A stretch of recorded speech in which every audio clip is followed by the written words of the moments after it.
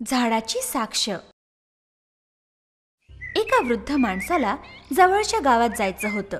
तो रस्ता धोकादायक जंगलातून जात होता. रस्त्यावर त्याला त्याचा मित्र भेटला. अरे मित्रा, माझ्या आयुष्याची सगळी पुंजी या पिशवीत आहे. ही पिशवी तुझ्याकडे ठेव. मी जेव्हा गावाहून परत येईन तेव्हा तुझ्याकडून घेऊन जाईन. ठीक आहे, तुम्ही अगदी निश्चिंत होऊन जा.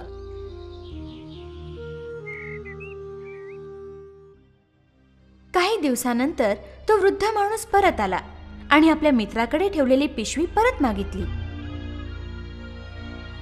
अरे मित्रा, माझे पैसे आता मला परत दे. कोणते पैसे? काय उलट सुलट बोलतोयस तू? चल जा इथून. तो वृद्ध माणूस न्याय मागण्यासाठी बिरबलाकडे गेला. बिरबलने दोघांनाही बोलावून सर्व कथा ऐकली. त्याने त्या वृद्धाला विचारलं, तुम्ही याला कोणत्या जागी पैसे दिले होते? जंगलाच्या रस्त्यावर एका चिंचेच्या झाडाखाली. ठीक आहे, तर मग असं करा, चिंचेच्या झाडाला साक्षी करता बोलवा. झाडाने जर तशी साक्ष दिली तर तुमचे पैसे तुम्हाला परत मिळतील. हे बोलणं ऐकून तो वृद्ध माणूस गोंधळला. परंतु बिरबलाच्या सांगण्याप्रमाणे तो चिंचेच्या झाडाला साक्षीदार म्हणून बोलवायला गेला. काही तासांनंतर, अरेच्छा, एवढा वेळ झाला तरी अजून तो परत नाही आला. ते झाड किती लांब आहे इथून?